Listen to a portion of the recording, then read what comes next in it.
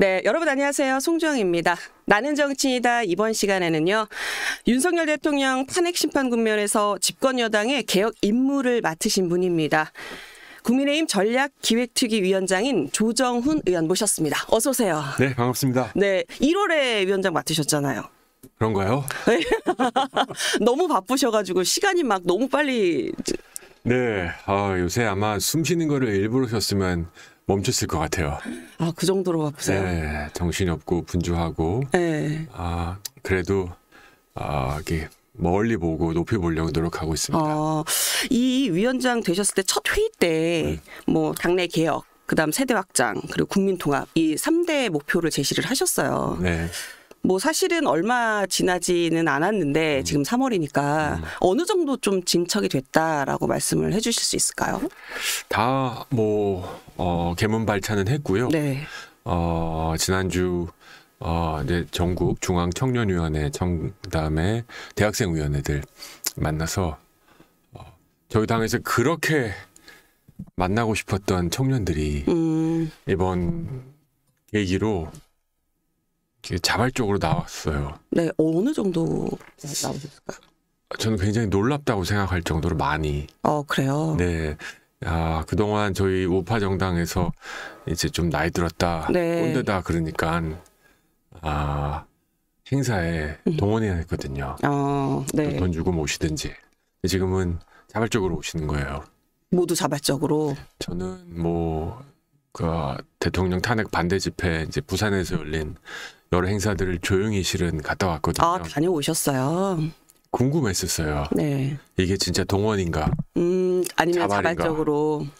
자발이더라고요. 그리고 그렇게 언론에서 청년들 많이 보인다고 하는데 제 눈으로 보기 전에 못 믿겠더라고요. 네. 많더라고요. 갈수록 많아지고 있습니다. 점점 늘어나고 있다. 그건 팩트 영역인 것 같아요. 그래서 이분들을 어떻게 우리 당에 장착시키나 안착시키나. 근데 이게 왜 이렇게 길게 말씀드렸냐면 이거와 당의 개혁. 우리 네. 당이 구리다. 우리 당이 꼰대다. 우리 그냥 앞장서 놓고 어른들이 네. 기성세대들이 다 알아서 하고 우리 그냥 뭐라 그럴까. 고생 맞추기 식으로. 그렇죠. 과거에도 이제 고생 맞추기만 해도 좋죠. 그냥 꽃꽂이용으로 네. 쓰고 버린다. 근데 이번에 이러지 않아야 되겠다. 저는 이제 어떻게 하면 운전대를 네. 그냥 옆에 타라고 옆자리 뒷자리 타라는 게 아니라 네. 운전대를 넘겨드릴 수 있을까. 그 고민이 깊습니다. 운전대를 넘겨준다는 건 사실상 주도권인데 그렇죠. 그런 거는 사실 되게 쉽지 않은. 아니요, 아주 쉬울 것 같은데. 그래요. 네, 시간이 가면 그분들이 주인공이에요. 시간을 이길 수 있는 정당은 없죠. 일단은 이 세계 목표 중에 말씀하신 것도 이제 개혁인데, 의원님 그 개혁 관련해서 특위 목표는 분명하다. 첫째는 계엄이다. 계엄? 계엄. 계엄? 네, 계엄. 네. 그리고 이 질문은 많이 들으셨을 것 같은데 내부의 고름을 짜내야 한다. 이 말씀하셨어요. 네. 이거 어떤 의미로 저희가 봐야 될까요? 네. 그거 갖고 누구 인물을 지칭하는 거냐? 제가 그거 봤습니다. 네. 많이 조금 공격도 받았는데 그 뜻은 아니고요. 네. 우리 당이 갖고 있는 국민들이 봤을 때, 네. 그러니까 원래 안 찍으신 분들 말고, 네. 한 번은 우리 한 번은 저쪽 찍는 분들이 봤을 때도 니네 좀 저건 안 좋다. 아니 이게 뭔가 중도층이 봤을 때도 굳이 표현하면 저는 우리 당이 갖고 있는 여러 가지 상징 자본과 이미지가 이제 업그레이드가 필요하다고 생각해요. 국민의힘 하면 떠오르는 게 부자 정당, 특정 지역, 솔직히 얘기하면 영남 정당이다. 남자들만의 정당이다. 그다음에 기성세대, 어른들 정당이다. 이런 것들 저는 다 반대합니다. 네. 왜냐하면 그 조건들만 갖추면 제가 여기 있을 수가 없어요. 저 부자 아니고 영남 아니고 굳이 하면 남자인데 네. 이런 모습 말고 우리 우파가 집권했더니 대한민국이 더 격차가 줄었다. 우파가 집권했더니 대한민국이 더 따뜻해졌다. 나 같은 사람도 국민의힘에서 신경 쓰는구나. 라는 모습들이 좀 많아졌으면 좋겠다. 라는 생각하고요. 그것이 뭐 우리의 정책일 수도 있고 네. 또 정치하는 모습일 수도 있다고 생각합니다. 누가 그러더라고요. 국민의힘 의원들은 입고 있는 옷이 일반 국민들과 너무 다르다. 아, 네. 너무 비싸고 좋은 옷 입는다는 거죠. 제가 물어봤습니다. 그럼 얼마짜리 입으면 좋을까요? 그 가격까지 저희가 한번. 그걸 못 보셨어요? 얼마 정도짜리 입으면 우리 국민들이. 그러니까 너무 후질구리하게 입는 것도 원하지 않으셔요. 네. 세비 얼마 받는지 뻔히 아는데. 네, 거지 코스프레 하지 마라 이런 거죠. 네. 그렇더라도 너무 막 괴리감 느끼게 뻔질나게 입지도 많고 그냥 일하는 국회의원답게 하지만 국회의원의 품격은 지키는 그 정도 순으로 입어라. 그래서 이미지부터 네. 그리고 우리가 지향하는 정치부터 누구를 위한 정치인가 국민의힘은 이런 것까지 깊은 고민을 하고 있고 이런 것들이 이제 저희 내부의 토론을 끝나고 하나씩 결과물로 나오겠죠. 근데 이제 그걸 저희가 일부는 발표했고 발표하지 않는 이유는 지금 워낙 뭐 대통령 계엄과 탄핵 네. 전국이 지금 내봤자 아무 의미가 없습니다, 솔직히. 네. 그래서 지금 하나씩 준비하고 있습니다. 그 아까 말씀하실 때 이 뭐 내부의 고름을 짜내야 된다. 이 얘기 때문에 조금 곤란도 하셨다. 오해를 샀다. 이 말씀을 하셨어요. 근데 이제 그게 아무래도 이제 이 첫 번째는 계엄이다. 이 얘기를 하신 다음에 이제 내부의 고름을 짜내야 된다. 이렇게 말씀을 하시니까 그러면 윤석열 대통령이냐 이런 질문도 좀 받고 이러시더라고요. 근데 이제 아니다라고 이제 답변을 하시는 걸 제가 네, 절대 아니죠. 네, 봤는데 지금 말씀하시는 행간을 놓고 보면 뭐 국민의힘이 갖고 있는 어떤 그 기득권 그리고 특정 지역에서의 그런 것들에 대해서 이제 조금 불필요한 것들을 좀 바꿔나가자 이런 취지로 저는 이제 이해를 좀 했는데 제가 이 질문을 왜 드렸었냐면 어쨌든 지금 국민의힘을 이끌어 나가기 위한 위치에 계시기 때문에 현 상태를 과연 어떻게 진단을 하고 계신가라고 해서 지금 다시 한번 좀 질문을 드렸던 거고요.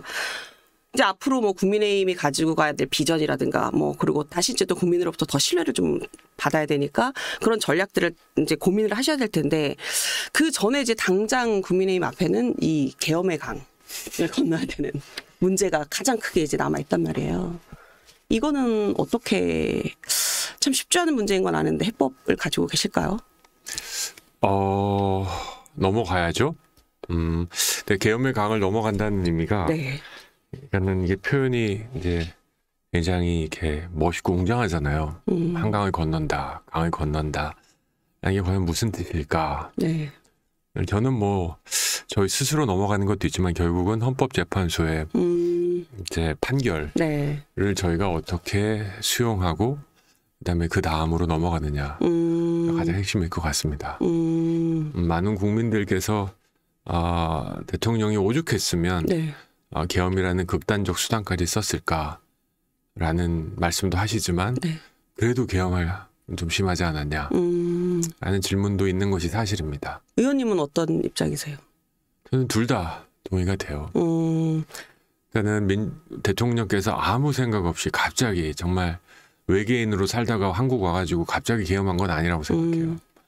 29번의 탄핵 그리고 이어지는 정말로 민주당이 지난 2년 반 동안 보여줬던 여러 행태들 네. 를 보고 있으면 과연 이것이 윤석열 정부였나 민주당이 이재명 정부였나 하는 생각이 네. 들 정도입니다.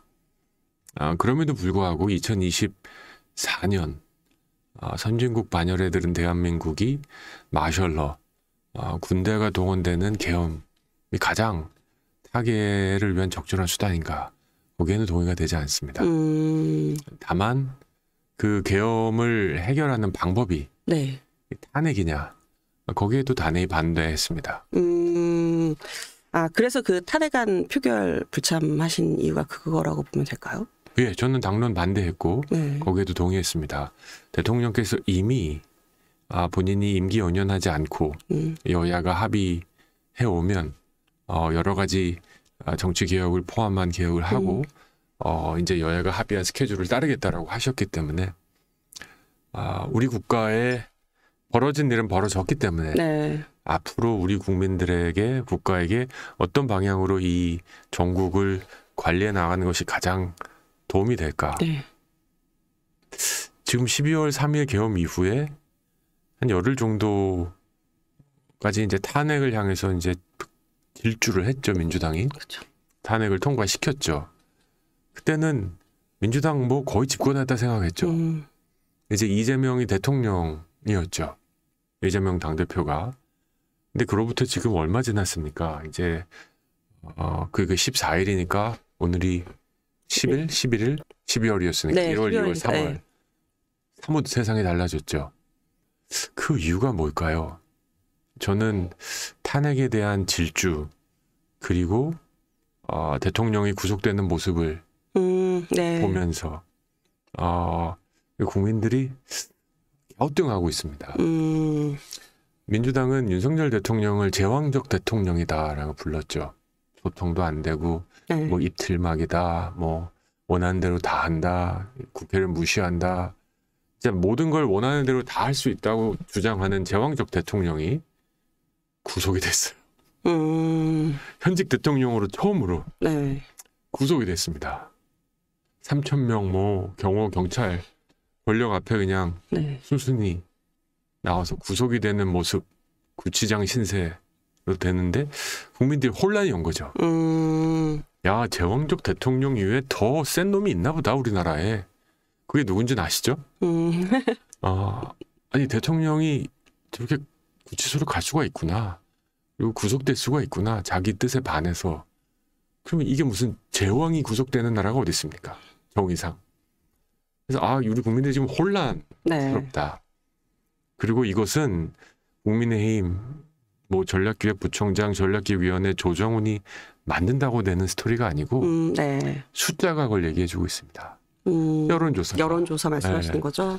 뭐 저희 진영이 과포집이 되었다. 전화를 다 받는다. 이것도 여론조사 하나의 행태거든요. 네.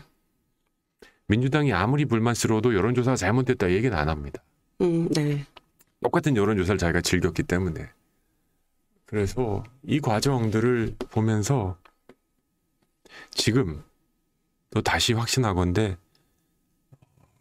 탄핵으로 인한 대혼란보단 네. 기각이나 각하로 마무리를 하고 네. 여기서 얻은 정치적 자산을 통해서 네. 대통령께서 정치개혁을 하고 질서 있는 퇴진, 질서 있는 임기 이 마무리 대통령이 말씀하신 네.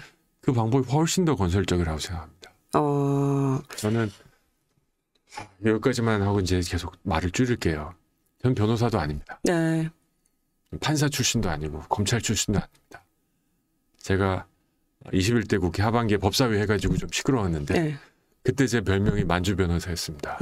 아니 그때 법사위 때 워낙 활약을 하셔서 저도 사실은 회계사도 네. 하시고 여러 이제 경력이 많으신데 변호사 출신이신 줄 알았었어요. 아닙니다. 그래서 아니더라고요. 저희 방에 헌법도 있고 법도 있지만 네. 저는 정치는 법치를 넘어서는 것이라고 생각해요. 네. 근데 지금 우리는 그냥 모두 다 그냥 법전 그리고 뭐 검찰의 즉시 항고권 그리고 우리 국민들이 헌법재판소 8명을 달달달 외우는 말이 안 되는 상황이 벌어지고 있습니다. 네. 그래서 저는 우리 국민들은 바라기를 이번 주 안 나온다고 하니까 네. 다음 주는 언젠가 나오겠죠. 6개월 안에 나오겠죠. 이때 이 대한민국이 더 이상 소란스러워지지 않았으면 좋겠다. 양쪽 모두 극단으로 가지 않았으면 좋겠다. 네. 그리고 헌법재판소의 절차적 정당성이 더 이상 훼손되지 않고 무리 두지 않고 네. 필요한 시간 다 써서 네. 이제 양측 모두가 동의하는 결론이 나왔고 그리고 그 다음 페이지로 건설적으로 발전적으로 나갔으면 좋겠다. 그러기 위해서는 저는 탄핵은 반드시 기각되는 것이 가장 좋은 옵션이다. 저는 헌법재판관님들이 이걸 들으시면 네. 좀 생각해 봐 주셨으면 좋겠어요. 저 그거 하나 좀 욕심이 있어요. 제 말을 들으실지 모르겠지만 저는 법률적인 거 잘 모릅니다. 네. 근데 정치인으로서 그 탄핵을 기각시킨다고 해서 계엄을 용인한다는 뜻은 아닙니다. 그렇잖아요. 계엄을 잘했다 아니면 계엄을 잘못됐다라는 판단하는 헌법재판이 아닙니다. 이건 대통령의 탄핵이 정당하냐 안 하냐라는 판단입니다. 그리고 이 과정은 법리와 헌법과 양심도 있지만 우리 국가의 미래도 굉장히 중요한 고려 요소입니다. 이것들을 다 고려했을 때 인용됐을 때 발생할 수 있는 거대한 혼란과 기각된 후에 대통령의 의지적으로 정말 그렇게 해보고 싶었던 개헌 진행하고 그리고 질서 있게 여야가 합의해서 다음 정치적 수순으로 넘어가는 거. 이게 제일 좋지 않습니까? 기각이 돼야 이제 대한민국이 그나마 안정 국면으로 갈 수 있는 이 수순을 밟을 수 있다. 이렇게 전망을 하시는 걸로 이해를 하면 되겠죠, 저희가. 예, 그래서 대통령께 결자 해지할 수 있는 시간을 드리는 게 맞다고 봅니다. 결자 해지할 수 있는 시간을 드려야 된다. 사실 이 대통령 계엄 선포하고 나서 지지자들이 너무 둘로 쩍 갈라졌어요. 맞아요. 네. 이게 뭐 계엄 말씀하신 걸로는 계엄을 선포하게 된 이제 뭐 원인도 있을 수 있다라고 말씀을 주셨는데 일각에서는 이 분열의 가장 큰 원인은 대통령이다 이런 얘기도 하긴 하거든요. 비판을 피해가기는 어려울 겁니다. 하지만 영어에 탱고를 추려면 두 사람이 필요하다라는 게 있습니다. 손바닥도 부딪혀야 소리가 난다. 네, 너무 많이 부딪혀서 제가 그 미안을 쓰지 않고 춤을 얘기했습니다. 네. 여야 협치는 탱고가 낫다고 생각해요. 손바닥을 치는 것보단. 네. 부딪히다가는 손바닥이 아니라 수십 번 부딪혀왔으니까 그렇죠. 제가 21대 때 시대전환이라는 비교섭 단체로 거대 양당 사이에 껴가지고 1인 정당 하면서 그 공간이 어떤 역할이고 어떤 규모인지 어떤 크기인지를 제가 봤잖아요. 하루하루 줄어들더라고요. 하루하루 줄어들더라고요. 이 대한민국의 정치 구조 속에서는 말씀하신 대로 시대전환 같은 제3정당, 군소정당이 살아남기는 어렵다고 보세요? 군소라는 의미보단 그 진보당은 중도가 아니죠. 네, 그렇죠. 밖에 그러니까 양극에 있는 정당들은 자기 진영은 있습니다. 그렇죠. 뭐 극우, 극좌 진영은 있지만 저희는 진짜 뭐 저와 우를 넘어 앞으로 이렇게 하고 싶었거든요. 우도 필요하고 건강한 좌도 필요하다. 전 지금도 같은 입장입니다.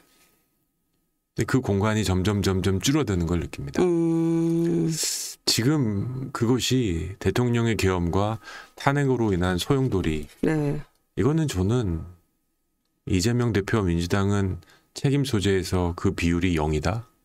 아무도 그렇게 생각하지 않습니다. 그러면 이게 6대 4냐 7대 3이냐 이 논쟁은 의미가 없습니다. 우리는 정치권의 책임이죠. 그 의원님 조금 전에 말씀하셨는데 이 좌와 우를 넘어 앞으로라는 SNS 들어가도 딱 그 밑에 적어 놓으셨더라고요. 그래서 이 그 뭐 진영에 사로잡히지 않고 가겠다는 이 정치 지향점을 그렇게 적어 놓으신 거구나라고 이제 생각을 좀 했는데 그래서인지 뭐 말씀을 주셨는데 정치력이 조금 이게 특이하다고 해야 되나? 좀 남달라요. 남달라요? 이게 뭔 뜻인지. 2020년대는 시대전환을 창당을 하셨고 그러고 나서 또 21대는 민주당, 그러니까 더불어민주당 계열의 비례정당에서 비례 국회의원을 하셨고 맞아요. 또 22대는 국민의힘 소속의 또 지역 마포갑이시잖아요. 맞아요. 거기 또 국회의원을 하셨어요. 죽었다 살았습니다. 그러니까 이게 그러면 제가 그래서 그 이력을 보면서 지정에 사로잡히지 않는 행보로 이걸 이해를 해야 되나 아니면 이런 행보를 하게끔 한 이 정치적 지형은 대체 무엇이었을까 이런 고민을 오시기 전에 제가 좀 의원님한테 이 빅이라고 해야 되나요? 이해를 해보려고 좀 고민을 했었거든요. 답이 나오십니까? 저는 그 21대, 그 다음 22대 초반에 의원님 조금 소위 말해 뭐라고 할까 어려움을 겪으시는 모습을 보면서 일부분은 이해를 했지만 이제 직접적인 당사자가 아니니까 제가 그거를 다 알 수는 없을 것 같고 조금 풀어주시면. 글쎄요, 뭐 이제 전국에서 이제 저로 돌아와서 이제 제 입장을 봤을 때, 시대전환 창당은 저는 그 전에 제 삶을 보면 이제 90년대 말에 도미해서 세계은행이라는 국제금융기구에서 이제 협상과 경제를 한 15, 16년 하다가 들어왔습니다. 협상과 이제 일을 만들어 나가는 게 제 업이었죠. 네. 그러다가 여러 이유로 이제 조국에 돌아와서 정치를 하는데, 진짜로 저는 대한민국이 앞으로 나가야 된다고 생각했습니다. 그리고 그걸 위해서는 어떤 진영에 필요한 정책도 다 갖다 써야 된다고 생각했고, 네. 그래서 저는 굉장히 실용적인 네. 정치를 해보고 싶다라는 생각이 아직도 있습니다. 네. 그리고 그런 실용 정치와 이념의 그 여러 가지 위치, 이런 관계, 이런 것도 깊이 고민하고 있고. 근데 그러다가 이제 정치 현안으로 들어오고, 이제 시대 전환에서 저희가 갖고 있는 공간이 이렇게 작아진다라는 네. 것을 현실적으로 느꼈고, 그러면 저희가 어느 진영에 힘을 보태는 것이 대한민국 정치에 도움이 될 것인가. 네. 저는 이재명 대표에게 감사한 건 저의 선택을 아주 단순하게 만들어 주셨습니다. 고민을 덜하게 만들어 주셨다. 그렇습니다. 그때 김건희 여사 특검법, 제가 법사위에서 어떻게 캐스팅 보트가 돼가지고 네. 21대 국회는 이렇게 많지 않았으니까 민주당이 여러 번 대화를 나누면서 제가 알고 있었던 민주당은 아니었습니다. 그리고 제가 힘을 보태고 싶은 분도 아니었고요. 그래서 국민의힘에 이제 합당을 해서, 근데 저는 뭐라고 표현해야지 욕을 안 먹을까? 어떤 특혜 네. 또 안 받았던 거 참 다행이다 생각하고 감사해요. 국민의 22대 때 공천 과정에서 네. 저는 이제 그쪽에 이제 합당을 하면서 뭐 지역구 뭐 여러 얘기가 있었지 않겠습니까? 네. 그때 막 총선 즈음이니까 마포갑보다 훨씬 더 소위 당선될 수 있는 꿀 지역구. 마포갑은 사실 쉬운 지역구는 아니에요. 절대 아닙니다. 네, 거기는 뭐 어쨌든 전직 국회의원도 민주당이었고. 뭐 12년 또는 40년 만에 처음 탈환한 그쵸. 거니까요. 네. 그리고 또 그 과정, 공천 받는 과정도 전 경선 다 했습니다. 그래서 할 거 다 하고 네. 당선돼서 별 빚진 게 없습니다. 네, 그게 전무 좋습니다. 그리고 제가 같이 갈 수 있는 분들과 함께 제 정치를 이곳에서 국민의힘에서 네. 더 멋진, 그래서 자꾸 아까 말씀드리는 그 개혁. 네. 저는 서울 사람이고 후자도 아니고 네.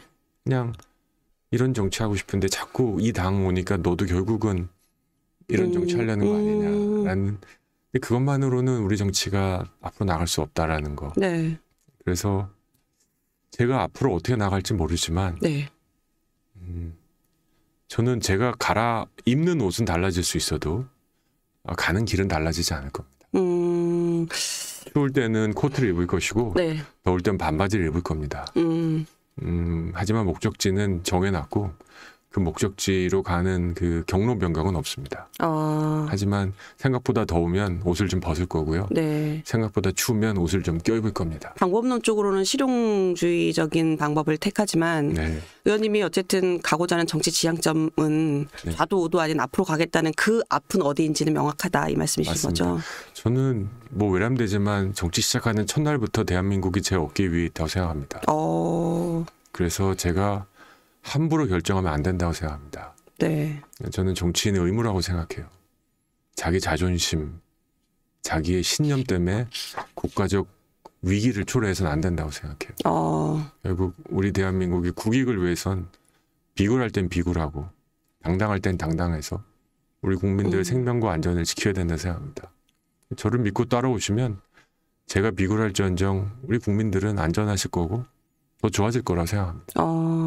그 세계은행 근무하실 때 뭐 서재 없애고 부엌으로 만드시면서 내가 이 생활정치 저 좀 알아보셨네요. 제 송주영 차장님 더 알아봤어야 되는데 지금 빨리 좀 보내주십시오. 그래서 이 생활정치에 관심 갖게 됐다. 네. 그 말씀 저는 왜 이 말씀을 드리냐면 이게 저한테는 딱 와닿은, 사실은 막 거대 담론보다 국민에게 필요한 건 생활정치거든요. 네. 내 생활 저변에 아주 작은 것들이 편해지고 바뀌고 발전하면 그게 정치의 발전이라고 보는 편이라서. 맞죠. 네. 그래서 제가 아까도 계속 그 전략특위위원장으로서의 그 앞 뭐 로드맵 같은 걸 이제 어떻게 생각하는지 여쭤보려고 했던 이유 중에 하나이기도 해요. 저는 솔직히 얘기해서 우리 국민들이 성장률이 2.1%다 아무 관심도 없고 감동도 없다고 생각해요. 감이 뭐 잘 안 와닿잖아요. 그렇죠? 내 삶에 있어서. 네. 근데 내가 산 주식이 떨어진다 이건 굉장히 기분 나쁘거든요. 그럼요. 네. 내가 산 집 말고 저 옆 동네는 2배 이상 올랐다. 이건 정말 싫거든요. 그렇죠? 부부싸움 1순위죠. 그건. 그렇죠. 그걸 왜 사자 그래가지고 안 사가지고. 그렇죠. 그리고 다 같이 잃었으면 모르는데 나만 잃었으면 또 그건 못 참죠. 그리고 우리 아이가 학교 보냈는데 뭐 맞고 왔다. 이거 못 참거든요. 그쵸. 학폭. 국민들의 삶의 궤적이 어떻게 움직이는지 운전해주는 차만 수십 년 타고 다니면 잃어버릴 것 같아요. 그래서 제가 계속 하고 싶은 정치의 핵심은 그걸 생활 정치라고 하든지 모르겠지만 우리 국민들의 삶에 좀 도움이 되는 그러니까 이게 맨날 모든 정치인이 그런 얘기를 하는데 거대 담론도 필요합니다. 네. 저는 제가 정치 끝나기 전에 대한민국과 한반도가 통일됐으면 좋겠어요. 네. 그런 고민도 합니다. 하지만 오늘을 사는 우리 국민들이 대한민국 정신 도대체 일주일 동안 아니면 한 달 동안 안 봐도 변화가 없어. 거기서 거기야. 도대체 뭐냐. 미국 증시 저렇게 올라갈 때. 네. 뭐 어제 폭락하긴 했습니다만. 또 대통령 중에 어떻게 증권시장 부양하겠다고 한 사람이 이명박 대통령 이후로 한 명도 안 나오냐. 도대체 그냥 우리 국민의 삶을 이해하는 거냐 쟤네들은. 네. 도대체 쟤네만의 리그 아니냐. 이 발언이 제일 따끔하고 네. 이거를 건드려주고 이것을 적극적으로 해결해 나가는 정치에 국민들이 저런 놈이 있었어? 저런 정치가 있었어? 네. 할 거라고 봅니다. 그 의원님이 이 전략특위위원장도 맡으시고 총선백서위원장도 하시고 근데 사실은 국민의힘 입장에서 보면 이 표현은 적절한 표현은 아닌데 제가 그 적절한 표현이 생각이 안 나서 그냥 쓰는데 토박이는 아닌 거예요. 맞아요. 그 지역에서 그 정당에서. 근데 이 직책은 엄청 중요한 직책이란 말이에요. 어떤 이유에서 의원님한테 이 직책을 맡겼다고 보세요?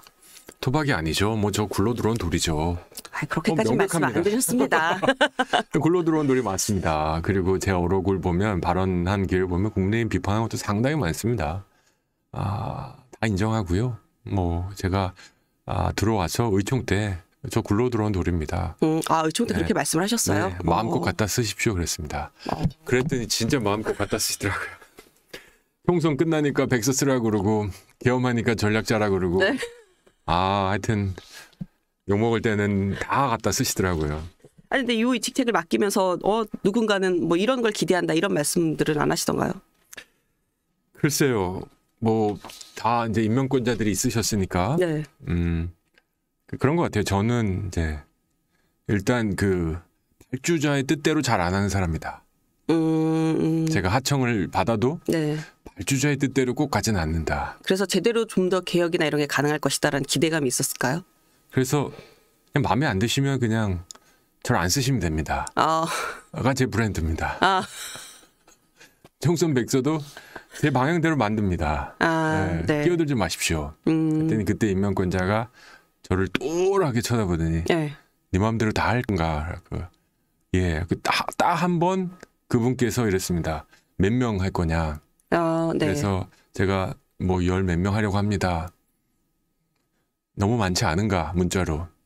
제가 답을 안 했더니 그 다음날 다 임명했어요. 그 이후로 한 번도 한 번도 없었습니다. 무응답은 네, 아니 그냥 맡겼으면 다만 네. 이게 제 훈장은 아니라고 생각했어요. 저도 네. 바보는 아니니까 네. 선거에서 이기면 총선 백서 쓰기 참 쉽습니다. 왜냐하면 아주 미담과 네. 영웅 스토리가 여기저기 있습니다. 근데 총선에서 우리처럼 이렇게 지면 상처투성입니다. 그럼요. 근데 또 상처를 후벼야 됩니다. 그렇죠. 제 목표는 다시 지고 싶지 않다였습니다. 전략기획 특위를 맡으면서 글로온돌이 전략을 맡는다는 게 이게 솔직히 말이 됩니까? 그래서 처음 한 달 만나기도 하지만 저희 선배님들 다 찾아다녔습니다. 아, 그 선배님이라고 하면은 그 뭐 선수가 좀 높은 당내 의원님들을 말씀하시는 걸까요? 플러스형 네. 기본이고 네. 우리 당 밖에 계신 정치 원로들, 전직 국회의장들, 네. 또 뭐 전직 대통령도 경청 행보를 하시네요. 네. 저는 이렇게 생각하는데 선배님 어떻게 생각하시나요? 네. 정치 이제 일선에서 한 걸음 나오셨는데 선배님 꼭 하고 싶었는데 못한 거 있으면 좀 알려달라. 네. 그래서 좀 담아보겠다. 그래서 그냥 굴러 들어온 돌을 아주 잘 활용하고 계신 것 같습니다. 당 지도부께서. 잘 활용하고 있다. 네. 왜라는 얘기는 구체적으로는 안 해주셨는데 어쨌든 휘둘리지 않고 본인이 생각하시는 방향으로, 그러니까 뭐 주관적이라는 의미는 아니고 여러 가지 뭐 복합적인 조사를 통해서 주관적이지 않은 방향으로 어쨌든 밀고 나가는 추진력에 대한 좀 힘을 실어줬다, 이 정도로 봐도 될까요? 아유, 그렇게 좋은 표현 쓰실 필요 없고요. 이렇게 보면 어떨까요? 저는 굴러 들어온 돌이 맞고요. 제가 갖고 있는 일종의 상징 자본. 네. 저는 좀 소신 있게 한다. 그리고 우리 당이 온 지 얼마 안 됐으니까 우리 당의 문법에 익숙하지 않은 게 오히려 도움이 될 수 있겠다. 좀 더 새로운 시선으로 볼 수 있는. 그러니까 저한테는 원래 이런 거야라는 게 없거든요. 네. 그러니까 원래 이런 게 없으니까 제가 얼마나 아웃사이더냐면 전 명태균 게이트가 터지고 알았어요. 너 진짜 명태균을 몰랐냐고. 네. 전 몰랐습니다. 넌 역시 아직은 신입이구나. 그런 의미에서 저는 계속 신입으로 남고 싶고. 네. 하지만 이런 정치, 진영 논리보단 그러니까 당적보단 국적이 더 중요한 정치. 당적보다 국적이 더 중요한 정치. 그렇죠. 우리가 왜 정치하는지를 매일같이 물어보면서 어쩔 때는 우리 안에 고름도 짜내고 또 필요하면 저쪽과도 대화는 하고, 하지만 우리 진영의 비전과 철학을 계속 굳건히 지켜나가는 정치. 네. 이걸 같이 고민하는 사람들이 좀 늘어나는 것 같아요. 그래서 진짜 바쁘고 안 믿기시지만 제가 한 달만 있으면 머리가 하얘집니다. 염색을 안 하면. 예. 바싹 늙었습니다. 그럼에도 불구하고 이런 식의 정치가 우리 당에서도 성공할 수 있을까라는 그런 고민과 도전을 해보는 분들이 조금씩 늘어나는 것 같아서 그건 저한테는 큰 보람입니다. 저 이제 윤 대통령 그 석방 관련해서 좀 여쭤볼게요. 그 내란 우두머리 혐의로 이제 구속이 된 지 52일 만에 석방이 되셨는데 이 구속 취소라는 게 사실은 흔한 사례는 아니잖아요. 네. 이거를 어떤 의미로 해석을 하세요? 이제 내란 우두머리가 아니란 뜻일까요? 예상을 하셨어요? 이 구속 취소에 대해서? 민주당이 이거 뭐 검찰에 음모라 그랬나요? 처음에는 막 구속됐을 때는 제가 워딩을 적어왔는데 민주당에서 석방은 검찰 개입 의심이 든다라는 얘기를 좀 했었죠. 그렇죠. 민주당이 처음에 처음에 대통령을 구속했을 때는 대한민국 공권력이 살아있다 이랬습니다. 네. 근데 이번에 이제 구속을 이제 법원에서 이제 인용을 해버리니까 검찰 기획이다 이래버립니다. 네. 역시 내로남불의 끝판왕인데요. 저는 구속될 때 그 과정이 너무 일반 국민들이 봐도 좀 갸우뚱했다. 그리고 정치부 기자들이 봐도 좀 무리하다. 그리고 정치적으로도 과하다. 여러 이유죠. 우리 모든 국민은 대통령을 포함해서 무죄 추정의 원칙. 네. 그러니까 저쪽이 자꾸 내란 범이라고 하는데 저희는 이재명을 대북 송금범이라고 안 하거든요. 네. 뭐 대장동 뇌물수수범이라고 안 합니다. 충분한 혐의가 있다고 생각합니다만 대법원은 최종 확정되기 전까지는 그런 표현 쓰면 안 된다고 생각해요. 네. 근데 그렇게 몰아가 버렸고 또 현직 대통령을 구속하는 저는 막 법리 얘기 막 너무 많이 했잖아요. 근데 정치인의 한 사람으로서 대한민국 국민의 한 사람으로서 현직 대통령이 끌려가는 모습이 CNN, BBC 전 세계에 송출되는 게 자랑스러운 장면일까요? 부끄러운 장면이었다고 생각합니다. 그리고 모두 숙연해져야 된다고 생각합니다. 그리고 그 과정에서 있었던 절차적 하자가 이번에 드러난 거고. 네. 그래서 석방이 됐으면 이재명 대표와 민주당이 정말 책임 있는 공당이면 법원의 판결을 존중하고 네. 사법기관, 검찰의 판결을 존중한다. 네. 하지만 뭐 절차적 그 문제점이 있으니 입법으로 고쳐 나가겠다.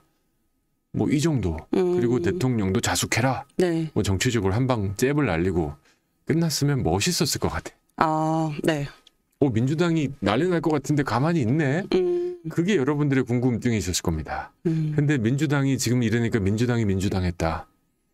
예상 가능한 대로 어떻게 한 치의 틀림도 없이 똑같이 예상한 대로 했습니까? 지금 뭐 하루에 2번 의총 열고 뭐 네. 장외 투쟁하고 민주노총 등과 함께 민주당이 제일 잘하는 거 또 잘하는 거잖아요.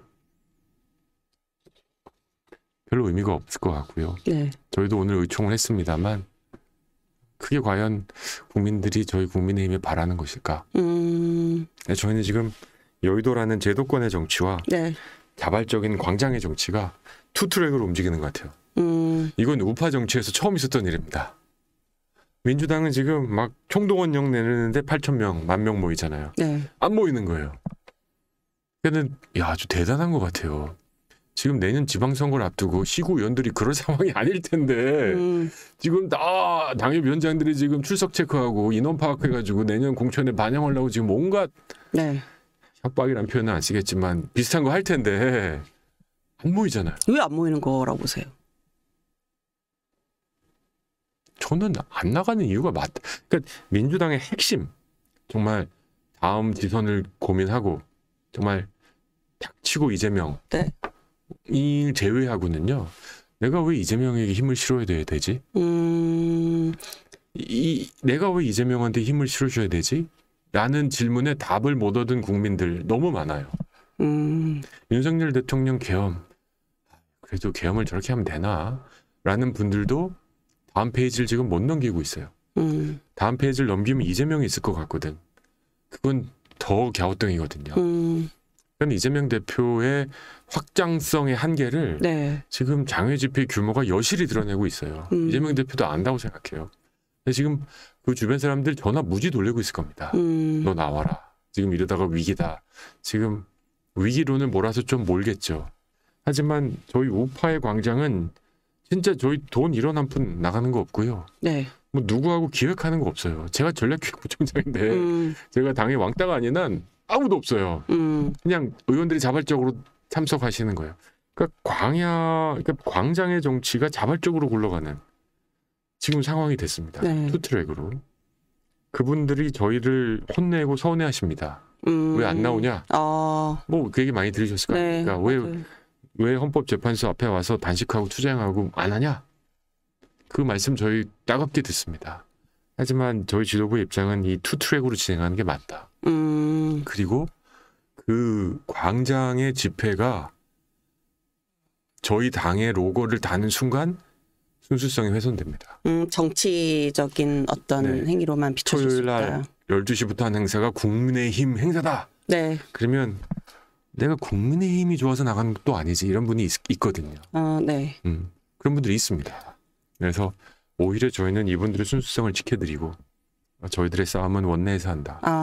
지금 이 구도. 그러니까 아무것도 안 했을 때 조직하려는 민주당의 광장은 쪼그라들고 자율적으로 활동하고 있는 우파의 광장은 지금 뭐 식을 줄 모르고 이게 지금 뭘 의미하는지 굉장히 저는 지금 정치 구도에서 보지 못했던 상황이에요. 네. 그래서 지금 1등 공신은 역시 이재명이고 2등 공신은 민주당이죠. 민주당은 지금 말씀하신 대로 장외 집회도 하고 있고 그리고 단식도 하고 있고 그렇죠. 네. 이제 이렇게 하고 있는데 국민의힘은 장외 집회하지 않는다라고 당론을 결정을 했어요. 그러면 이 대통령 구속 취소 관련해서 민주당은 절차적 이 정당성에 문제가 있다. 이 부분을 이 제도권 내 국회 내에서 문제 제기하는 방향으로 탄핵 심판 결과가 나오기 전까지 간다고 보면 될까요? 국민의힘은 네. 네. 저희는 탄핵에 대해서 반대하는 당론은 아직도 유지합니다. 네. 네. 변한 적이 없습니다. 계엄에 대해서는 비판적 입장이고요. 아까 말씀드린 대로 이 계엄에 대한 관리는 정치인들이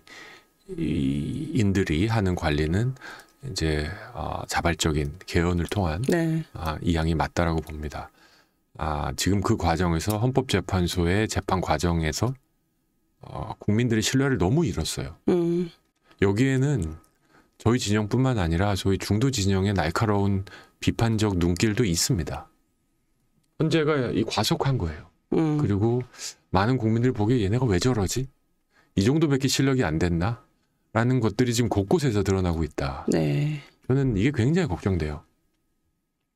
지금 뭐 경찰이 뭐 가포 비상령 내린다, 주변 주유소 폐쇄한다, 이런 건 뉴스에 나오면 안 되는데 저는 어떤 결과가 나와도 폭력은 안 된다고 그럼요. 강하게 말씀드립니다. 저희 네. 쪽 지지자분들에게도 말씀드릴 네. 수 있습니다. 또 저쪽 민주당을 지지하는 분들도 기각되면 네. 수용하셔야 됩니다. 제가 이 지점에서 진짜 아까는 헌법재판소 재판관들 들으라고 했는데 이번엔 이재명 대표하고 민주당 네. 의원들한테 공개적으로 좀 질문하고 요청합니다. 왜 아직도 이재명 대표부터 그 누구도 헌법재판소의 기각 결정도 수용하겠다라는 발언을 안 합니까? 네. 아무도 안 합니다. 제가 민주당 의원들하고 좀 개별적으로 소통을 해보면 네. 야, 피해자하고 가해자하고 입장이 어떻게 같냐 뭐 이런 거예요. 저는 논리가 말이 안 된다고 생각해요. 책임 있는 정치인이 맞나 싶습니다. 헌법기관으로서 국가의 안전을 최우선으로 생각해야 될 국회의원들로서 저희는 대통령부터 시작해서 저희 당 지도부는 기각이든 인용이든 각하든 네. 수용한다. 뭐 여러 번 밝혔는데 민주당은 원하는 답만 답이야. 그러면 만약에 탄핵이 기각이 되면 민주당이 다시 탄핵을 주장하거나 장외로 나갈 거라고 보세요? 민주당 의원들하고 좀 소통을 하시면서 민주당은 이렇겠구나라고 예상이 되는 행보가 뭐가 있으셨어요? 탄핵이 만약에 기각이 되면 극렬 정말 민주노총을 비롯한 극렬 좌파죠. 네. 저희는 우파니까. 저는 좌파를 비아냥으로 표현하는 게 아닙니다. 저희 우파입니다. 네. 저희 우파라고 부르셔도 되고 민주당은 좌파입니다. 좌파 극렬 지지자분들이 거리에 나갈 가능성은 충분하죠. 근데 민주당이 거기에 불을 지피면 안 된다고 생각해요. 일성은 이재명 대표의 일성은 수용한다입니다. 그리고 납득하기는 어렵지만 수용한다. 그리고 국민 여러분들께서도 절대적으로 물리적 충돌은 없었으면 좋겠다. 그렇게 말을 해야 한다. 민주당에서도. 100%죠. 그리고 절대로 장애 집회 나가면 안 된다. 기각 이후에. 네. 절대로 그냥 그럼 배지 띄고 나가시든지. 그래서 국가를 최대한 빨리 안정시켜서 네. 그땐 진짜 여야가 마주 앉아서 다음 페이지를 어떻게 우리가 만들어 나갈 건지를 논의해야 됩니다. 근데 민주당은 지금 마음의 준비를 애써 외면하는 것 같아요. 막 이런 것 같아요. 지금은 옛날엔 아들, 지금은 딸이 더 이런 말 하면 안 되죠. 아들이나 딸이나 둘 중에 하나를 원해. 네. 근데 부인이 임신을 했어. 네. 근데 산부인과에서 알아보지도 않았어요. 이제 막 나와. 근데 얘는 무조건 아들일 거야. 얘는 무조건 딸일 거야. 그리고 방을 그냥 자기 원하는 성별로 꾸며버렸어. 네. 근데 딱 나왔더니 아니야. 그러면 부정할 겁니까? 약간 이런 느낌이에요. 큰일이다. 네. 저는 민주당도 책임 있는 정당이라면 헌법재판소의 판결에 대해서 필요하면 시간 더 써라. 6월 10 며칠까지 보장된 거 아닙니까? 6개월. 네. 3월에 한다고 3개월 일찍 했다고 선제 칭찬받는 것도 아니에요. 오히려 지금과 같이 20%나 신뢰도를 까먹은 입장에선 절차적인 하자들 다 보충해 나가고 인용이든 기각이든 우리도 수용하겠다. 네. 이 정도 해줘야 일부 국민들이 이재명 멋있다 할 겁니다. 근데 과연 그럴 수 있을지. 의문이다. 반대로 국민의힘은 탄핵이 인용이 되더라도 헌재의 판단을 수용한다. 그럼요. 그건 뭐 한 명도 예외가 없을 거라 네. 생각합니다. 그러면 이제 윤 대통령은 이 석방된 뒤에 지금 관저에 머물고 계신데 탄핵 판결 전까지 어떤 행보를 좀 보여야 할까요? 그건 제가 잘 모르겠지만 네. 그 토요일 날 걸어 나오시면서 네. 보이셨던 그 모습. 그래서 제가 대통령 뭐 주변에서 좀 뵙곤 했지만 네. 90도 아마 가장 폴더 인사가 아니었나 싶어요. 네, 90도 인사하고 네. 주먹 불끈 쥐고 하셨던 그 모습 말씀하시는 거죠? 주먹 불끈 쥐는 것도 그렇게 많이 올라가진 않았어요. 딱 거기까지. 근데 거기까지밖에 안 올리셨고 예전에 어퍼컷 그거 하실 때에 네. 비하면 뭐 낫죠. 그거에 비해서 굉장히 낮아지셨죠. 그만큼이 아마 51일인가요? 네. 네, 구치소에서 시간이 그 윤석열 대통령을 더 이런 표현 써서 모르겠지만 숙성시킨 게 아닌가 싶고요. 그다음에 90도 인사는 뭐 본인을 위해서 이렇게 밤낮 없이 노력해 준 분들에게 대한 예의의 표현이니까 뭐 그거 갖고 뭐라 그럴 건 아닌 것 같습니다. 앞으로 대통령께서 이제 치열하게 준비를 하실 텐데 네. 저는 뭐 가장 많이 하실 일은 기도가 아니실까 싶고요. 겸손해지셨다라는 느낌을 좀 받습니다. 그리고 기각이든 인용이든 내가 어떻게 발언하고 행동해야 될지 뭐 하루에도 12번씩 고민하고 계시지 않을까요? 제가 이거 왜 여쭤봤냐면 그 윤 대통령 석방된 뒤에 이제 여당 투톱이시죠? 권영세 비대위원장이랑 권성동 원내대표 초대해서 이제 차담하셨단 말이에요. 이제 탄핵 선고 전에 이른바 이제 뭐 언론에서도 그렇고 뭐 여러 곳에서 관저 정치를 시작한 거 아니냐 이런 얘기가 나와서 이런 거에 대해서는 의원님 보시기에는 관저 정치다 아니면 그냥 그 여권 내 분들 말씀하시는 것처럼 어떤 도리상 서로 얼굴 한번 본 거다. 이 정도로 해석을 해야 되냐. 어떻게 보세요? 대통령다운 행동이었다 싶습니다. 대통령다운 행동이었다. 네. 안 만났으면 네. 토요일 날 석방되시고 아직까지 안 만났으면 네. 여러분의 관심사는 대통령이 국민의힘에 삐졌다. 지도부에 매우 불쾌하다. 서운한 마음을 이렇게 표현한다. 가 아니었을까요? 그런 해석이 또 있을 수 있다. 100% 나오죠. 네. 네. 아니 어떻게 안 만나냐. 뭐 어떤 전환도 안 하고 또 양 투톱 권성동 권영세 대표위원장한테 언제 가실 예정입니까? 이 질문이 끊임없이 나올 거 아닙니까? 안 가기도 그렇고. 그러니까 인간적인 인연도 있고 또 국민의힘의 당원이시고 찾아뵙고 건강 안부 묻고 나와서 일제 백불도 없었잖아요. 네. 뭐 대통령 이러라고 했다 저러라고 했다. 저는 그래서 전원 정치가 아니라고 생각하고요. 제 판단으로는 앞으로 더 가실 당분간 뭐 비공식적으로 더 가실 계획은 없다고 짐작합니다. 대통령 이 석방 영향 때문인지 아까 의원님도 잠깐 말씀 주셨는데 여론조사에서 국민의힘 지지도가 지금 오르고 있고 그리고 이제 정권 교체해야 된다라는 이건 좀 떨어지고 있어요. 이 추세가 대통령 구속 이 석방 영향이라고 보시나요? 아니면 토요일 날 네. 그 이제 막 제가 일정이 좀 있었어요. 그리고 이제 들어가면서 대통령이 곧 나오신다. 네. 그러니까 검찰이 즉각 항고인가요? 즉각 뭐죠 그게? 즉각 항고하지 않는다. 항고하지 않는다라는 뉴스가 나오고 네. 이제 막 그 오전에는 이제 대검찰청 가서 항의 네. 긴급 의총 갔다가 막 지역 행사 갔다가 이렇게 하는데 집에 가서 이제 있어야겠다. 그래서 제가 근처에 제가 좋아하는 막국수 집에 가서 네. 막국수 2개하고 감자전을 투고해서 네. TV를 보고 있었습니다. 그때 대통령님이 나올 준비를 이렇게 하시는 거예요. 네. 이제 그날까지 늦게까지 작업했던 아저씨 4분이 이렇게 국수를 드시면서 TV를 하는 얘기가 네. 윤석열 나오네 무죄인가 보네. 이게 민심이구나.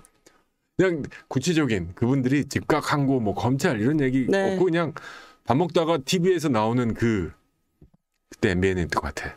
그래요? 네. 모습에 윤석열 솔직히 대통령이라고 안 하셨고 윤석열 무죄인가 보네. 그래요. 그래? 벌써 다 나왔어? 그래서 그냥 또 자기 일 하러 나가시더라고요. 굉장히 큰 영향이 있을 거라고 생각합니다. 이게 지금 이게 단순한 그냥 구속에 대한 석방이다 이거보단 그렇게 굉장히 드라마틱하게 모든 국민에게 충격적으로 현직 대통령의 구속 이게 결론이 지금 네. 지금 뭐 보석도 아니고 네. 그냥 그게 잘못됐다는 거 아니냐 구속 자체가 잘못됐다는 거 아닙니까? 그리고 그 장면 그 한 5분 정도 되는 그 장면은 윤석열 대통령이 임기를 한편의 드라마로 했을 때 반드시 나올 수 있는 장면이 아닐까요? 그럼 이 구속 취소가 어쨌든 헌재 판결에 영향을 미칠 거다 이렇게 지금 보시는 건데. 헌재 판결에 영향을 미친다기보단 국민들의 정서 감정에는 상당한 충격으로 다가왔다. 헌재 판결은 어떨까요? 헌재 재판관이면요. 네. 저는 솔직히 앞에서 항의하는 네. 국회의원 한두 명 안 무서울 것 같아요. 오늘 민주당이 막 수십 명 가가지고 인용해라. 네. 걔네들이야 오죽 원래 그런 애들 할 것 같아요. 근데 저는 광장은 무서울 것 같아요. 아, 민심은 무섭다. 다시 말씀드리지만 그 광장이 국민의힘 행사면 안 무서울 것 같아요. 국민의힘 당원들이니까 당연히 요구하는 게 그거겠지. 근데 국민의힘 행사가 아니란 말입니다. 자발적 민심이 모였다. 네. 저희가 일원 한 푼도 조직에 일원 한 명도 보탬 당직자 한 명도 가지 네. 않은 행사인데 저렇게 끊임이 없고 이것이 반영된 여론조사가 계속 올라간다. 네. 그럼 나는 이 여론을 거슬려서 판결할 만큼의 확신과 지금 상황적 증거들이 있는가? 그리고 그 후폭풍, 네. 이 대한민국이 어디로 가야 될지에 대한 결론에서 상당한 고민을 하고 계실 거라 생각합니다. 원래 사실은 저 같으면 크게 고민할 것 같아요. 이번 주 원래 금요일 선고될 거다 이런 얘기가 좀 있었었는데 윤 대통령 구속도 취소가 되고 헌재에서 이제 검사 탄핵 심판 목요일 날 한다 이렇게 얘기를 하면서 이제 좀 뒤로 미뤄질 거다. 왜냐하면 연속적으로 선고를 내린 전례가 없기 때문에 이렇게 되면은 어떻게 보세요? 이게 사법부의 사실 영역이라 의원님께 여쭤보는 게 조금 적절하지 않을 수 있으나 네. 그럼에도 불구하고 여쭤보면 네, 우리나라는 하여튼 네. 정신에게 내일 비가 올지부터 다 물어봐. 네. 맞습니다. 다 답을 해야 되는 맞습니다. 사업입니다. 저도 국민을 대표해서 지금 여쭤보는 건데 그러니까요. 이게 어느 정도 미뤄질 걸로 예상을 하세요? 아니면 뭐 사실은 좀 저희보다는 정보를 들을 수 있는 채널이 많으시니까. 두 가지예요. 네. 하나는 13일 날 아마 최재 감사원장하고 그다음에 검사 한 네. 명이죠. 검사 3명 하시죠. 3명. 네. 지금 제가 그 아까 데이터를 보니까 29명 탄핵하고 네. 그 결과가 지금까지 나온 게 5건인가요? 4건입니다. 4건 나온 네, 걸로 알고 이상민 있습니다. 장관부터 네. 지금 5번째부터 8명 이제 5, 6, 7, 8번 네. 나올 텐데 저는 지금 민주당이 29타수 29 무안타 29 삼진을 할 가능성이 매우 커졌다 싶습니다. 13일 날 지금 탄핵 발표한 사람 중에 기가 탄핵이 인용될 거라고 예상하는 분 있으세요? 감사원장이 진짜로 이걸로 날아갈까요? 이재명 대표 수사했다고 검사를 탄핵하는 게 합법이라면 누가 검사하겠습니까? 그럼 이제 8.8패합니다. 8.8패. 네, 8.8패가 되는 겁니다. 저는 29전 29패 하는 건 네. 더불어민주당의 수치이고요. 네. 대한민국 국회의 수치이고요. 대한민국 정치의 수치입니다. 이렇게 탄핵만 해놓고 탄핵 소출한 거죠. 탄핵을 한 게 아니고. 그리고 헌법재판소에서 껌껌이 다 기각당하고. 우습잖아요. 이 부분에 대해서 민주당에 저는 경고를 국민들이 분명히 할 거다. 또 다 기각됐구나. 그 다음에 이제 헌법재판소는 저는 헌법재판소를 위해서 네. 조급하지 말라. 조급해하지 말라. 정치에서도요 조급하면 집니다. 조급한 놈이 집니다. 헌법재판소 절대로 조급하면 안 된다. 아니 뭐 3월 달에 헌 재판 결과 내고 뭐 해외여행 갈 계획 세운 것도 아니고 6월까지 있는 시간 주어진 6개월의 시간을 충분히 써서 심사숙고해라. 저는 평일을 여러 번 열어서 네. 지난 토요일 법원의 구속 취소 그다음에 검찰의 판결문 아니 대법원의 판결문을 깊이 고민해 봤다. 이런 것들이 우리 평의하는 과정에서 재판관들이 충분히 수기했고 이번 판결에 충분히 반영될 거라고 저는 생각한다. 네. 그리고 필요하면 시간을 더 가질 예정이다. 이게 훨씬 국민들에게 신뢰감과 안정감을 줍니다. 네. 전혀 영향 미치지 않는다. 넌 너고 난 나다. 헌법재판소는 뭐 저 섬나라에 있는 헌법재판소입니까? 지난 토요일 날 이런 큰 일이 일어난 걸 헌법재판관들만 모릅니까? 그렇게 애써 모른 채 하지 말고 변한 환경에는 변한 대응을 하는 게 맞습니다. 그래서 저는 3월 다음 주도 성급하지 않나 싶고요. 네. 다음 주도 성급하다. 다음 주도 성급하다. 그리고 평의에서 이런 내용들을 충분히 좀 논의했다는 거를 국민들한테 알려줘서 네. 양쪽 진영 국민들 모두 안정감 있게 예. 헌재가 진짜로 이번에야말로 이제는 좀 제정신으로 할 일을 하는구나 이런 느낌을 주지 않으면 헌재 어쩌려고 그럽니까? 그러면 이건 어떨까요? 심사숙고를 했어요. 그리고 네. 나서 윤 대통령 탄핵에 대해서 국민의힘에서는 일부 이제 의원님은 이제 기각은 말씀을 하셨잖아요. 근데 각하 말씀하시는 분들도 계시더라고요. 어떻게 보세요? 각하도 하나의 방법이 되겠죠.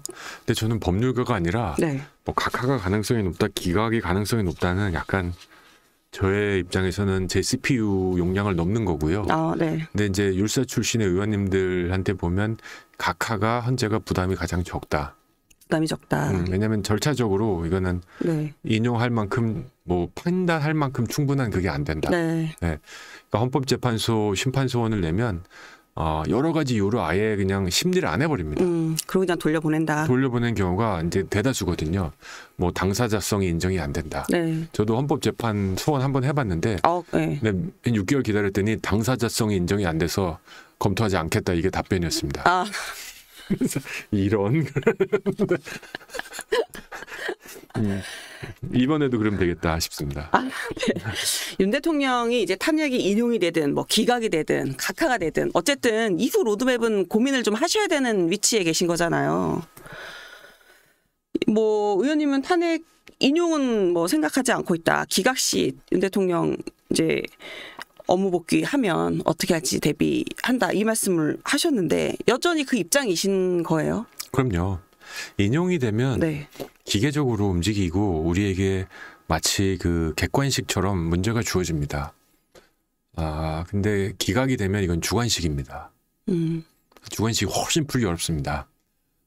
찍을 수가 없잖아요. 네. 배점도 높고.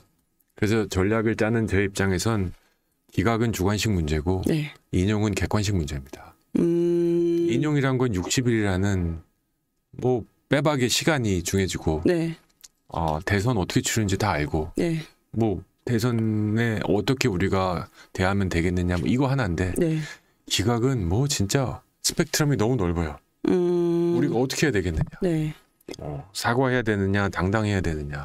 또 상대가 있잖아요. 민주당은 어떻게 나올 것이냐. 우리 국민 여론은 어떻게 받아볼 것이냐. 그래서 기각 시나리오는 하나가 될 수가 없어요. 그건 안 정하셨어요? 혹시 기각이 되면 일단은 사과를 하고 이후 로드맵을 좀 가야 된다. 아니면은 영업 그렇지 비밀입니다. 않다. 영업 비밀인가요? 네. 그 또 영업 비밀 또 사과도 서프라이즈를 해야지. 그렇죠. 이미 하겠다고 예고하고 하면 네, 제가 지켜드리도록 하겠습니다. 그 기각이 되면 민주당은 어쨌든 뭐 장외투쟁을 하거나 뭐 이런 얘기를 좀 할 가능성이 있는데 어쨌든 국민의힘에서는 뭐 말씀하신 대로 뭐 어떤 여러 가지 로드맵 속에서 이제 준비를 좀 하실 거다 이렇게 말씀을 하셨어요. 그래서 그 부분은 그냥 그렇게 넘어가겠는데 거기서요, 네. 송 차장님. 네. 민주당의 이게 투쟁은 목적이 있어야 되는 거거든요. 네. 투쟁, 뭐 민주노총의 투쟁의 임금, 근로권. 네. 근데 이 민주당의 기각 시의 장애 인용 기각이죠. 기각 시의 장애 투쟁의 목적이 뭘까요? 뭘 화풀이 같아요. 하루 이틀 지나서 뭐 하는 걸까요? 되게 무서운 투쟁이 될 겁니다. 만약에 그렇게 나오면은 국민의힘에서는 어떻게 해야 되나요? 근데 민주당이 뭘 원하는지 이제 기다려 봐야겠죠. 저희는 들어오라고 할 건데 네. 뭐 설마 대통령의 사과 하나 때문에 장애 투쟁은 안 할 거 아닙니까? 그럼 뭐 대통령 하야하라고? 아니면 뭐 절차적 하자야? 그럼 재탄핵하자. 이럴 수도 있습니다. 네. 2차 탄핵. 도대체 민주당의 투쟁 목적이 뭐가 돼야 될지도 저는 이해가 안 가요. 헌법재판소의 판결을 수용하는데 2차 탄핵을 또 간다? 저는 민주당 이번에 기각되면 2차 탄핵 갈 가능성 굉장히 많다고 봅니다. 2차 탄핵 갈 가능성이 많다. 저는 이거에 대한 가능성이 없어야 된다 생각하는 거예요. 네. 책임 있는 정당이라면 그래서 아까 인정한다라고 해야 된다. 트럼프 2기로 지금 나라가 지금 국제 정세 이렇게 바뀌고 네. 정신없는 판에 또 탄핵 시도를 하고 그럼 저희가 또 극렬히 반대하고 네. 국회 완전 올스톱하고 국가는 완전히 만신창이가 된 이런 시나리오 우리가 안 가겠다. 그리고 지금 자신들이 뭐 기각한 게 다 탄핵한 게 인용됐으면 할 말도 없는데 지금 8.8패잖아요. 탄핵 소추하면 껌껌이 다 기각되잖아요. 이러니까 제2차 탄핵은 없다. 하지만 헌법재판소가 뭐 인용될 걸 우리는 믿는다. 뭐 이 정도 워딩까지는 내가 봐줄 수가 있어요, 우리가. 네. 근데 지금 입을 싹 닫고 모든 가능성 열어놓고 지금 보고 있다. 이런 말밖에 안 하니까 좀 되게 섬찟합니다. 탄핵 관련해서 이것만 하나 더 여쭤볼게요. 만약에 탄핵이 인용이 되면 조기 대선은 치러야 되잖아요. 그렇죠. 그러면은 국민의힘 입장에서는 지금 이제 차기 대권 주자들 또 이 뭔가 판을 벌릴 수 있는 룸을 좀 만들어 줘야 되는 상황인데 조금 이 출발이 좀 늦어지면 불리할 수 있지 않냐 이런 얘기들도 나오거든요.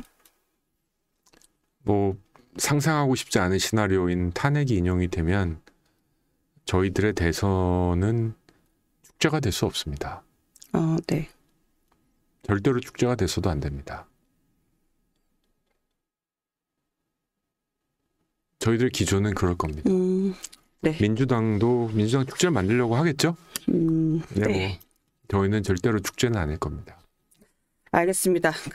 개헌 이후에 이제 대한민국에 대해서 저희가 좀 고민을 같이 여당도 야당도 해야 되는데 개헌 얘기가 나오고 있어요. 발음이 너무 어려워가지고요. 그렇죠. 근데 이제 윤 대통령 최후 진술 때 탄핵 기각 시 이제 임기 단축 포함한 이제 개헌하겠다는 의지 표명했다. 뭐 사실 그 말씀을 꺼냈는데 일각에서는 이게 탄핵이 국면이기 때문에 조금 진정성을 의심해야 하지 않냐 이런 얘기도 있어요. 그러면 이런 상황에서 여당이 할 수 있는 뭐 특별한 역할이 있을까요? 이거에 대한 신뢰를 보장할 수 있는? 스카이캐슬에서 그랬나요? 어머님 저를 믿으셔야 됩니다. 국민 여러분 저희를 믿어주십시오. 저희는 진심입니다. 계엄과 집권 여당으로서 저희들이 이 역사와 국민들께 할 수 있는 가장 의미 있는 책임지는 행위는 개헌이라고 생각합니다. 그리고 그 개헌의 방향은 국민 여러분들과 당원과 우리 지지자들 그리고 넓게는 국민들이 원하는 방향으로 진행할 것입니다. 국민의힘에서 차기 이제 대권 주자들이 개헌 얘기를 계속해서 국민의힘과 이제 또 이 외부 진영 원로들도 개헌 중요하다라고 얘기를 하고 해서 이게 이제 이번 가령 조기 대선이 이뤄지면 개헌이 이제 어떻든 공약으로 좀 떠오를 수 있겠구나라고 생각을 했는데 의원님은 개헌이 공약이 돼서는 안 된다 이렇게 말씀을 하셨더라고요. 개헌이 공약이 돼서는 안 됩니다. 개헌은 그냥 해야 됩니다. 개헌하고 대선하는 게 맞습니다. 개헌을 공약으로 내세운 사람은 지난 정부 문재인 대통령도 아마 그랬을 겁니다. 그리고 따져보면 개헌에 대해서 다 열어놓고 토론하겠다, 검토하겠다. 우리 윤석열 대통령도 그러지 않았나 짐작합니다. 근데 그 자리에 앉아보면 5년에서 하루도 빼기가 싫은 것 같아요. 이렇게 양쪽 모두 개헌의 공을 독차지할 수 없을 때 이렇게 양쪽 모두 개헌이 나 때문에 이루어졌다라고 단언할 수 없을 때 가장 좋은 때입니다. 이때가 가장 좋은 때다. 네, 그리고 저희 진영뿐만 아니라 민주당이 이재명 대표를 제외한 뭐 이낙연, 뭐 민주당의 원로분들 다 개헌 지금 동의하고 막 서명까지 받고 있잖아요. 한 명. 이재명 대표는 왜 개헌에서 이렇게 선을 긋고 있는 걸까요? 물론 이재명 대표도 개헌에 대해서 계획이 있다라고 얘기는 하긴 했어요. 하지만 이 움직임에 좀 적극적이지 않다라는 평가가 나와서 제가 여쭤보는 거예요. 이미 다 된 거라고 생각하니까. 이미 뭐 굳이 나 다음부터는 개헌해 이럴 겁니다. 근데 이제 이재명 대표도 정치를 좀 크게 하려면 자기가 손해보는 몇 가지들을 좀 해야 되는데 이를 악물고 일도 손해를 안 보려고 하는 것 같아요. 그리고 개헌 담론이 본인에게 불리할 거다라는 판단도 전 동의가 안 되는데 굳이 네. 왜 그렇게 할까? 그리고 87 체제가 그러면 지금의 멀쩡하게 대통령 돼서 다 망해서 나오고 이런 얘기가 있습니다. 미국은 바보가 대통령이 돼도 성공할 수 있는 시스템이 있지만 시스템 정치기 때문에 우리는 정말 걸출한 인물이 들어가도 하루하루 망가져 버린다. 네. 본인은 예외가 아닐까? 왜 실패할 길로 들어갈 그 길만을 고집할까? 그렇게 자신 있으면 개헌하고 네. 새로운 헌법 체제에서 대통령이 되면 더 성공하고 나라에 이바지할 기회가 열리지 않을까요? 도대체 왜 안 하는 건지. 안 하는 이유는 주도권을 뺏겼다는 이거 하나인데 이렇게 속 좁은 주장도 있을 수 있습니까? 아니 이 87년 체제가 지금 말씀하신 말을 제가 되받아서 설명을 하자라면 굉장히 걸출한 인물이 들어가도 하루하루 바보가 되는 이 시스템이라고 봐야 되는 거잖아요. 네. 그렇다면 바보가 들어가도 이 정치가 선순환할 수 있는 이런 체계를 만들려면 의원님 생각하시는 개헌의 핵심은 뭐라고 보세요? 전 두세 가지가 있다고 생각해요. 네. 하나는 저는 권력 구조보단 국민의 기본권과 의무를 재정의하고 재논의해야 됩니다. 우리 국민들이 갖고 있는 기본권이 지금 87년 체제에서도 거의 안 건드렸거든요. 생명권은 어디까지 가야 될 것인가? 네. 우리 국민의 행복 추구권은 그러면 경제적 독립과 자유는 어떻게 보장시켜줘야 되는가? 환경 문제는 어떻게 가야 되는가? 뭐 여러 가지가 있습니다. 네. 그리고 북한을 그러면 우린 나라로 볼 것인가? 아직도 지금 애매하잖아요. 네, 우리 그렇죠. 헌법이. 네. 이런 거 빨리 정리하지 않으면 앞으로 다가오는 국제 질서 때 헌법이 굉장한 큰 장애물이 될 수도 있습니다. 네. 두 번째는 결국은 이제 권력 구조겠죠. 그 책임과 권한은 비례해야 되는데 네. 지금은 이게 깨졌습니다. 87년은 저는 그때 고등학생, 중학생이었는데 그때 그 열기는 아직도 기억해요. 그리고 대통령을 내 손으로 뽑게 되었다. 네. 라는 그 기쁨과 환희. 그 효능감은 정말 어마어마하죠. 그쵸. 그래서 저는 지금도 내각제는 이르다고 생각해요. 여러분 저 내각제주의자 아닙니다. 그럼에도 불구하고 입법부와 사법부의 견제와 균형이 이렇게 깨져서는 안 된다. 네. 우리가 선출된 대통령이 우리 진영이든 우파든 좌파든 주어진 시간 동안 자신의 일을 할 수 있는 공간은 열어줘야 된다. 네. 그건 맞습니다. 이게 비록 여소야대가 돼도 이렇게 발목 잡아서는 안 된다. 아무것도 못하잖아요. 네. 민주당도 한번 당해보시면 알 겁니다. 아무것도 못하고 다만 이제 입법부의 권한이 점점 커지는데 저는 여기서 조심스럽습니다만 민주주의의 한계를 자유주의로 저는 보충 보완하지 않으면 안 된다고 싶어요. 민주주의가 갖고 있는 한계를 저는 여실히 드러냈다고 봅니다. 이번 22대 얼마 전인가요? 뭐 다른 방송사에서 토론을 나가는데 상대방 의원이 억울하면 선거 열심히 해서 다수당 되면 될 거 아닙니까? 이런 얘기를 합니다. 무서운 폭력성이죠. 다수가 되면 뭐든지 다 한다. 벤자민 프랭클린이 그랬나요? 민주주의란 게 2마리의 늑대와 1마리의 양이 내일 점심 뭐 먹을지 투표하는 거라고. 해서는 안 될 게 없는 지금의 무한대 다수의 폭력. 이거는 견제받아야 됩니다. 그리고 이미 대한민국 헌법에도 있습니다. 대한민국은 민주정이 아니라 민주공화정이에요. 네. 공화주의란 게 뭐냐면 다수결로도 해칠 수 없는 가치가 있다는 겁니다. 사람의 생명은 다수결로 죽일 수 없어요. 그럼요. 그렇죠? 개인의 재산은 뺏을 수 없습니다. 근데 그런 것들의 한계가 있다는 걸 지금 다수당은 인정을 안 하는 것 같아요. 카톡 검열을 하겠다. 이게 개인의 자유권을 그냥 즉각적으로 침해하는 행위고 직접은 못한다고 해도 그럴 위협을 줄 수 있다는 행위이기 때문에 네. 이건 다수결로 의결할 수 있는 상황이 아니에요. 헌법에 보장된 권리이기 때문에. 근데 헌법도 바꿀 수 있다면 이래버릴 수도 있거든요. 그래서 저는 이제 입법부의 뭐라 그럴까요?